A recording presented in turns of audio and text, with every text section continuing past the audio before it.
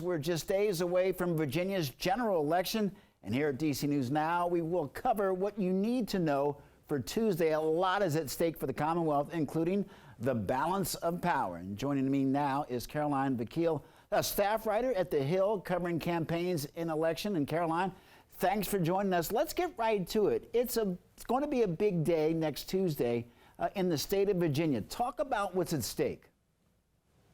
Well, great to be with you, Mark. There is a lot at stake, particularly the partisan control of Virginia's General Assembly. Right now, Republicans have both the governor's mansion with Governor Glenn Youngkin, as well as the House of Delegates.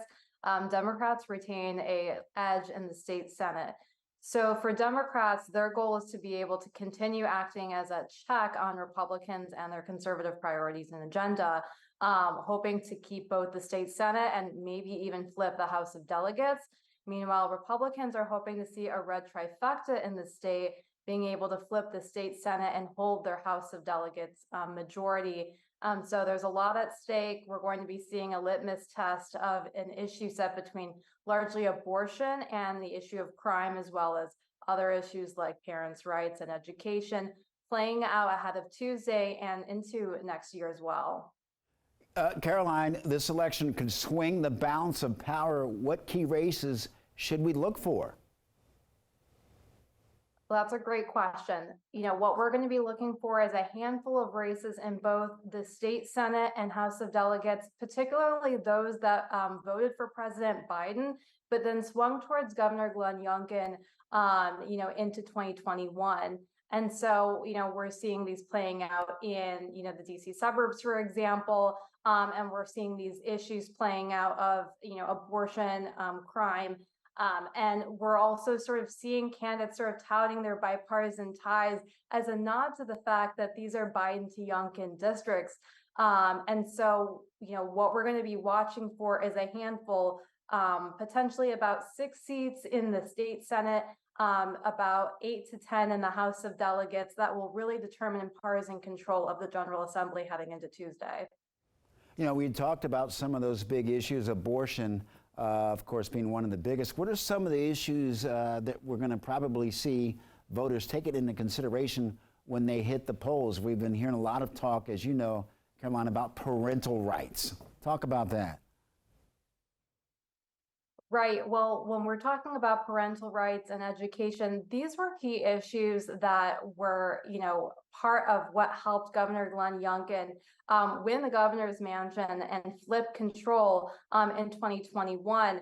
Those are issues that we're seeing sort of playing out right now in local races, even with some Republicans, for example, also tying them to issues of public safety and crime as well.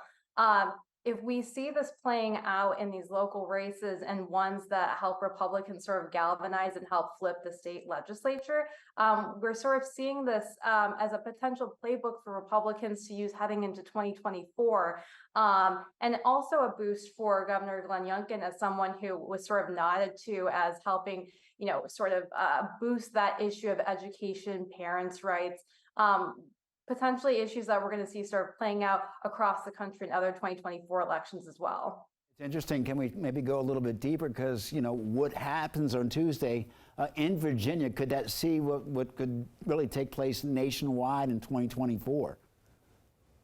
Well, I think there are several implications heading into 2024 with the Virginia state legislature races, particularly, when we're talking about parents' rights, education.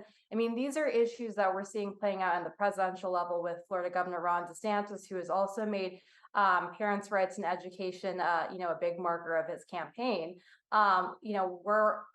If we see that these issues are going to be resonating, we can expect that Republicans are going to lean on them heading into both, statewide races, local down ballot races, congressional races. The other 2024 implication here is for Governor Glenn Youngkin. He has been very involved in these state legislature races. His Spirit of Virginia PAC has been doing a lot of fundraising. He's been out in front of early voting efforts, something that Republicans have been slowly warming up to, and arguing that their party needs to do their part to get out more voters ahead of election day. And so if we start to see a red trifecta in Virginia, even keeping many of these races very close, that will definitely boost Governor Youngkin, who's already been sort of floated as a White House presidential hopeful, heading into 2028 as well. Carolyn Vakil with our media partners at The Hill, thank you very much for joining us. Thanks so much.